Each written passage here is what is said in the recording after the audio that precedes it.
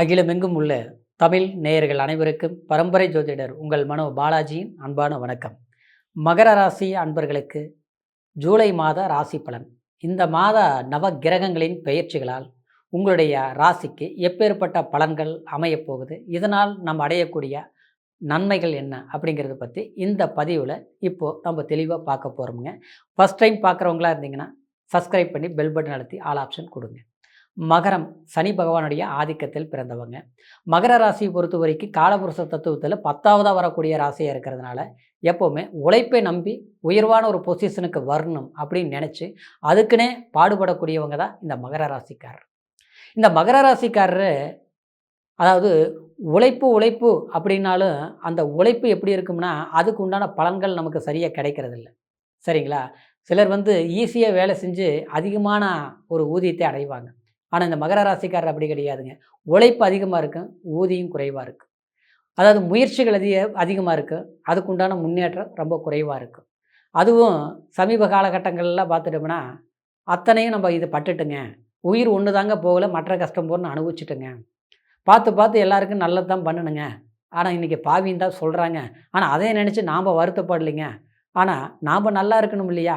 எப்போ தான் நல்ல நேரம் வரும்னு தெரியலையே அப்படிங்கிறது ஒரு கேள்வியாக நினச்சி கேட்குற மாதிரி தான் மகர ராசிக்காரருடைய வாழ்க்கை இருக்குது. ஆனால் இருந்தாலும் கடந்த காலங்கள் சில கஷ்டங்களாக போயிருந்தாலும் ஆனால் எதிர்வரக்கூடிய காலம் நிச்சயமாக உங்களுக்கு சாதகமாக தான் இருக்கும். ஏன்னா வருடக்கோள்களே பார்த்துட்டா கூட சனி பயிற்சியில் உங்களுக்கு சக்ஸஸ் தான். சரிங்களா? அதே மாதிரி குரு பயிற்சி இந்த ஒரு வருஷம் உங்களுக்கு சாதகமாக இல்லை, பாதகத்தை கொடுத்தது. சரிங்களா?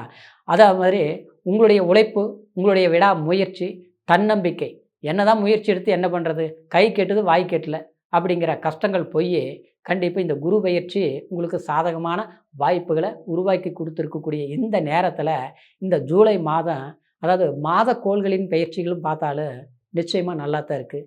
ஏன்னா 6ஆம் அதிபதி உங்களுடைய ராசிக்கு 6ஆம் அதிபதி 6ஆம் இடத்திற்கு வக்ர நிலையில் அடைய போகிறாருங்க இந்த மாதம், அதாவது 7ஆம் தேதி. சரிங்களா? அப்போது ஒரு எதிர்பாராத மாற்றம் உருவாகக்கூடிய ஒரு காலகட்டம் வக்கரத்தில் அடையும் போது, அதாவது சிலருக்கு கடன் பிரச்சனையோ அல்லது சில சட்ட சிக்கல்கள், வம்பு வழக்கு, சில மற்றவங்களால் சில தொந்தரவுகளோ, இல்லை மற்றவங்களாலேயே அப்பப்போ நமக்கு ஏதோ ஒரு பிரச்சனைகள் உருவாகிட்டு இருக்குது, இதிலிருந்து நம்ம ஒரு ரிலீஃப் கிடைக்குமா அப்படிங்கிறவங்களுக்கு இந்த காலகட்டத்தில் நிச்சயமாக இடம் மாற்றத்தினாலேயோ, இல்லை ஒரு வேலை மாற்றத்தினாலேயோ, இல்லை ஒரு புதிய வேலை கிடைக்கிற விதத்துலையோ, இல்லை பண நெருக்கடியிலிருந்து மீண்டு வரக்கூடிய ஒரு சந்தர்ப்பமோ சாதகமாக அமைய போகுதுங்க. சரிங்களா? இன்னொன்று பார்த்தோம்னா குரு பகவானோட, அதாவது சூரியனும் இணைஞ்சு, அதாவது உங்களுடைய ஜென்மத்தை பார்க்குறாரு. சரிங்களா? அப்போது இந்த காலகட்டத்தில் பார்த்தோம்னா நம்மளுடைய தீராத ஒரு மனவலி, மன கஷ்டங்கள், சிலருக்கெல்லாம் பார்த்தோம்னா வாழ்க்கையிலேயே கூட சில போராட்டமான காலத்தை கடந்து வந்துட்டு இருந்திருப்போம். சரிங்களா? மற்றவங்களுக்கு உதாரணமாக வாழ்ந்தோம், 4 பேர் மதிக்கிற அளவுக்கு நாம் வாழ்ந்தோம். ஆனால் இன்றைக்கி கஷ்டப்படுறோமே அப்படிங்கிற நிலை மாறப்போகுது. சரிங்களா? அப்போது இந்த காலகட்டத்தில் நீங்கள் கண்டிப்பாக, அதாவது பெருமாளை அதிகமாக வணங்குறது ரொம்ப சிறப்பாக இருக்கும். முடிந்த வரைக்கும் ஒரு சனிக்கிழமையான பெருமாள் கோயிலுக்கு நீங்கள் போயிட்டு வாங்க. வீட்லேயும் சனிக்கிழமை நாளில், அதாவது பஞ்சமுக, அதாவது நல்லெண்ணெய் தீபம் ஏற்றி வழிபாடு பண்ணுங்க. நிச்சயமாக ஒரு மாற்றம், ஒரு மாறுதல் கடந்த காலத்திலேயோ இல்லை தற்சமயத்திலேயோ ஏற்பட்ட சில சிரமம் நிச்சயமாக உங்களுக்கு விலகும். சரிங்களா? வீடு, வண்டி, வாகனம் சம்மந்தப்பட்ட ரீதியில் ஆதாயமான விஷயங்கள் நிச்சயமாக உங்களுக்கு கைகூடி வரும், மாற்றமே கிடையாதுங்க. சரிங்களா? அடுத்தது பார்த்தோம்னா ஒரு 60 வயசு, ஒரு 55, 60, 70, 75 வயசுக்குள்ளே இருக்கிறவங்களுக்கு, அதாவது நம்மளுடைய கடந்த காலத்தில் நம்ம எல்லாருக்கும் நல்லது பண்ணணும், ஆனால் இந்த நேரத்தில் பார்த்தோம்னா இன்றைக்கி நம்மளுடைய பேச்சை நமக்கு கேட்க மாட்டேங்கிறாங்க. சொத்து இருக்குது, ஆஸ்தி எல்லாமே இருந்தது, ஆனால் அது எல்லாமே இன்றைக்கி அடுத்தவங்க கையில் சிக்கின மாதிரியும் இல்லையா? அதாவது அந்த எல்லாம் இருந்து இது எதை நம்ம இழந்துருவோமா, அன்பு பாசம் எல்லாமே இன்றைக்கி விட்டு விலகி போயிட்டுருக்குது. இப்படிங்கிற ஒரு சூழ்நிலை, குடும்பத்தில் சில நல்ல விஷயங்கள் பண்ண முடியல, அப்படியே தள்ளி தாமதமாகிட்டே போயிட்டுருக்குது. நம்ம குழந்தைங்களுக்கு, வாரிசுகளுக்கு ஒரு திருமணம், இல்லையே வேலை வாய்ப்பு, அல்லது பண்ணின வாழ்க்கையே சில பிரச்சனையாக போயிட்டுருக்குது. கண்ணுக்கு முன்னால் அவங்க சந்தோஷமாக இருக்கிறத பார்த்தா தான் நமக்கு மகிழ்ச்சியாக இருக்கும். ஆனால் இன்றைக்கி பார்த்தோம்னா கஷ்டப்பட்டுட்ருக்குறோம். ஆனால் இல்லை, நம்மளை பார்த்து நம்ம அப்பா அம்மா கஷ்டப்பட்டுட்ருக்குறாங்க. இன்றைக்கி நம்மளை உணர்ந்து புரிஞ்சிக்க மாட்டேங்கிறாங்க. நம்மளை மதிக்க மாட்டேங்கிறாங்க. இப்படி குடும்பத்தில் பெற்றவங்களுக்கும் வாரிசுகளுக்கும் இருக்கிற சங்கடம் சலிப்புகளுங்கிறத விட அந்த வேதனைகள் விட்டு விலகும், குடும்ப ஒற்றுமைகள் உருவாகும். கணவன் மனைவிக்குள்ளே இருந்த பரஸ்பரம் அன்பு கொஞ்ச நாள்ல இருந்து வெறுப்புகளாகவே இருக்கும். சரிங்களா? காரணமே இருக்கா சண்டை வரும். தேவையில்லாமல் சில பிரச்சனைகள் உருவாகும். சின்ன சின்ன பிரச்சனைகள்லாம் பெருசாகும். பார்த்தா பக்கத்தில் இருக்கிறவங்களுக்கு கொடுக்கக்கூடிய ஒரு ரெஸ்பான்ஸ் மதிப்பு மரியாதை தனக்கு இல்லைங்கிற மாதிரி அப்படி புரிஞ்சுக்குவாங்க. சரிங்களா? இந்த சிறு சிறு சங்கடங்கள் எல்லாமே என்ன ஆகும்னா, என்னமோ வாழ்க்கையே ஒரு வெறுத்த மாதிரி, வெறுப்பான மாதிரியும், என்னமோ வாழ்க்கை ஏதோ கடமைக்காக வாழ்ந்துட்டுருக்குறோம். எல்லாரும் வாழ்கிறாங்க, அதுக்காக நாமளும் வாழ்ந்துட்டுருக்குறோம். இப்படியே போச்சுன்னா இந்த வாழ்க்கை வாழ்ந்து என்ன பிரயோஜனங்கிற மாதிரி ஆகி போயிடும் அப்படிங்கிற மாதிரி. இந்த ஒரு கொஞ்சம் வயதானவர்களுக்கெல்லாம் இந்த மாதிரி சில தொந்தரவுகள்லாம் உருவாகிருக்கும். சரிங்களா? அப்புறம் இந்த ஆரோக்கியத்திலையும் சரியில்லாமல் அப்படின்னா, ஒரு மருந்து சாப்பிட்றோம், மெடிசின் பண்ணுறோம், சம்மந்தமே இல்லாமல் இன்றைக்கி பார்த்தா கை வலிக்குது, நாளைக்கு பார்த்தா கால் வலிக்குது. படுத்தா தூக்கம் வர மாட்டேங்குது, ஏதோ தலை சுற்றுற மாதிரி இருக்குது, என்னன்னே தெரியல, ஹாஸ்பிட்டலுக்கு போனால் நல்லா இருக்குதுங்கிறாங்க. ஏன் இப்படிலாம் இருக்குது? இப்படிலாம் மகர ராசிக்காரருக்கு சில சிரமங்கள் ஏற்பட்டிருக்கும். சரிங்களா? அது எல்லாமே சரியாகக்கூடிய ஒரு வாய்ப்பு கண்டிப்பாக சூரியனோடு இணைஞ்சு குருவும் சஞ்சாரம் பண்ணி, அது உச்ச குருவாக இருந்து உங்கள் ஜென்மத்தை பார்க்குறதுனாலையும் ஆச்சுங்களா? அதே மாதிரி இந்த கால ஸ்தானத்தில் 8ஆம் இடத்துல ஞானக்காரகன் இருக்கிறதும் அது மட்டும் கிடையாது. செவ்வாய் பகவான் பார்த்தோம்னா உங்களுடைய ராசிக்கு 5ஆம் இடத்துல 4ஆம் அதிபதியும் லாபாதிபதியும் 5ஆம் இடத்துல இருக்கிறதுனாலேயே கண்டிப்பாக இதெல்லாம் ஒரு சாதகமான ஒரு பொக்கிஷமான மாதமாக தான் இருக்கிறதுனால நான் சொன்ன மாதிரி பிரார்த்தனை அவசியம். சரிங்களா? ஏன்னா 2ல் வந்து ராகு இருக்குது இல்லைங்களா? என்னதான் இருந்தாலும் எல்லாமே ஒரு பாயாசம் கொடுத்து இந்த பாயாசத்தில் கொஞ்சம் பாய்சன் கலந்த மாதிரி எல்லாமே இருக்குது. எல்லாமே மகிழ்ச்சியாக இருக்கக்கூடிய வாய்ப்புகள் எல்லாம் சூழ்ந்திருக்குது. ஆனால் அது நம்மளால் அனுபவிக்க முடியல. ஏதோ ஒரு பிரச்சனையை தடுக்குது. சரிங்களா? ஒருத்தருக்கு பார்த்தோம்னா இது எல்லா பிரச்சனையும் இல்லை.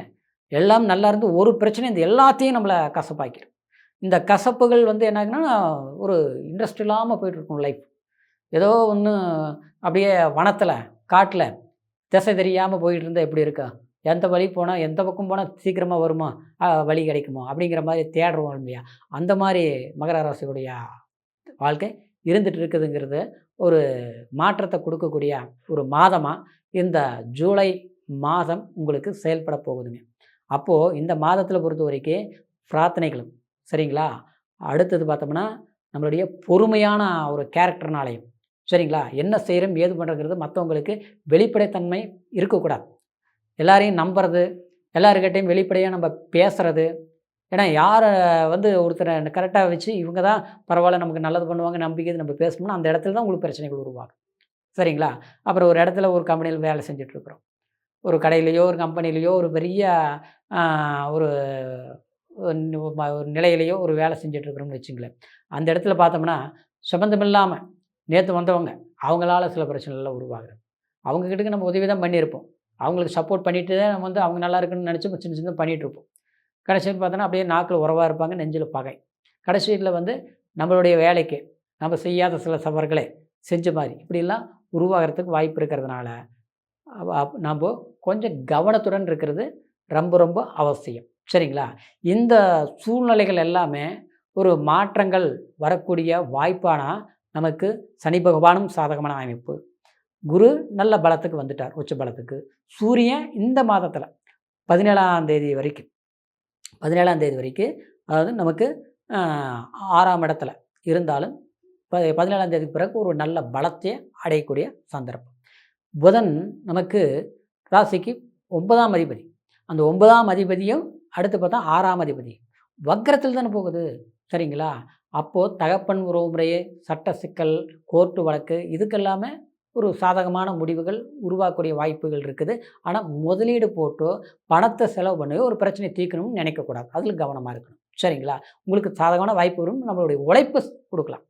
சரிங்களா? முதலீடு வேண்டாம். அடுத்தது ஆகஸ்ட், செப்டம்பரில் அந்த பயிற்சிகளால் நம்ம மாற்றங்கள் உருவாகும். ஆக மொத்தத்தில் இந்த ஜூலை மாதத்தை பொறுத்த வரைக்கும் உங்களுக்கு சில மாறுதல்கள்ங்கிறது சாதகமாக தான் வருடக்கோள்களுக்கு நிகரான மாதக்கோள்கள் சாதகமான பலன்கள் உருவாகுது. சரிங்களா? இந்த பயிற்சியினால் உங்களுக்கு இப்போ நான் சொன்ன பலன்கள் வந்து கோச்சார் அடிப்படையில் சொல்லியிருக்கிறோம். கோச்சாரங்கிறது என்னங்க? நம்மளுடைய ராசியை வச்சு சொல்லியிருக்கிறோம். சரிங்களா? அதே மாதிரி நம்மளுடைய ஜாதகத்தில் இந்த 9 நவ கிரகங்களின் பலம் ரொம்ப பலமாக இருந்துச்சுன்னு வச்சுங்களேன், அந்த பலமான திசை நடக்குது. பலமான புத்தி நடக்குது, அல்லது பலமான அந்தரம் நடக்குது. சிலருக்கு குரு திசை வந்தால் பெரிய அளவில் இருக்குமா? அப்படிலாம் கிடையாது. சிலருக்கு சுக்கிரன் திசை வந்தால் ஒரே பிச்சுட்டு கூட்டுமா? அப்படிலாம் கிடையாது. அதாவது கேது திசை வந்தால் எல்லாம் கெட்டு போயிருமா? அதெல்லாம் கிடையாது. சரிங்களா? நம்ம ஜாதகத்தில் எந்த பாவகம் வலிமை பெற்ற தசாபுத்தி நடக்குதோ அப்போ பெரிய மாற்றத்தை கொடுக்கும், நல்ல முன்னேற்றத்தை கொடுக்கும். சிலர்லாம் கஷ்டப்பட்டுட்டு இருப்பாங்க, திடீர்னு பார்த்தா சக்ஸஸ் ஆயிடுவாங்க. சிலர் ரொம்ப டாப்பில் இருந்தவங்க பார்த்தோம்னா அப்படியே டல் ஆயிடுவாங்க. கல்யாணம் பண்ணி ஏன்டா கல்யாணம் பண்ணணும்னு ஆகிப்போச்சு, குழந்தை பிறந்து இன்றைக்கி வந்து பார்த்தோம்னா குடும்பம் எல்லாம் ஆளுக்கு ஒரு பக்கம் இருக்கிற மாதிரியா இப்படிலாம் நினச்சிட்டு இருப்பாங்க. நினைக்கிறதுல அப்படின்னு நடந்துகிட்ருக்கும். அது எல்லாமே நம்ம பிறப்பு ஜனன ஜாதகத்தில் இருக்கக்கூடிய மாற்றங்களை தான் நம்மளுடைய வாழ்க்கையை நிர்ணயிக்கும். அப்போ நம்மளுடைய ஜாதகம் பார்த்து முழுமையான பலன்களை நீங்களும் தெரிஞ்சுக்கணும். சரிங்களா? இது வரைக்கும் பார்க்காமல் இருந்து உங்களுடைய ஜாதகத்தை நம்மக்கிட்ட பார்க்கணும்னு நீங்கள் நினச்சிங்கன்னா அந்த கீழே இருக்கிற நம்பருக்கு ஃபோன் பண்ணுங்கள். உங்களுக்கு date of birth, time, place 3 மட்டும் சொல்லுங்கள். சரிங்களா? இனி வரக்கூடிய காலம் எப்படி இருக்குங்கிறது முழுமையான பலன்களை தெரிஞ்சுக்கிட்டு இந்த நேரத்துக்கு தகுந்த மாதிரி இன்றைக்கி எந்த முடிவு எடுக்கலாம், எப்படி செய்யலாம், சரிங்களா, எதை டிசைட் பண்ணலாம் அப்படிங்கிறத கரெக்டாக சூஸ் பண்ணி பாருங்கள். கண்டிப்பாக லைஃப் சேஞ்சஸ் கிடைக்கும், மாற்றங்களை அடைஞ்சே தருவீங்க. சரிங்களா? ஏன்னா அதாவது கோட்சார கிரகங்களும் சாதகமாக இருக்கிற போது தசாபுத்திக்கு தகுந்த மாதிரி கொஞ்சம் யோசித்து அப்படியே நடந்தோம்னு வச்சுக்கலேன், மாற்றங்கள் வந்தே தீரும். சரிங்களா? மகர ராசியுடைய அன்பருடைய எதிர்கால வாழ்க்கை இதே மாதிரி, அதாவது இந்த பெயர்ச்சியில் இருந்து நிச்சயமாக எல்லா ஒரு புகழ், சந்தோஷம், மகிழ்ச்சி நிறைஞ்சி கிடைக்கக்கூடிய வாய்ப்பு இருக்குதுங்கிற ஒரு மகிழ்ச்சியோட மீண்டும் அடுத்த பதிவில் சந்திக்கும் வரைக்கும் நன்றி, வணக்கம்.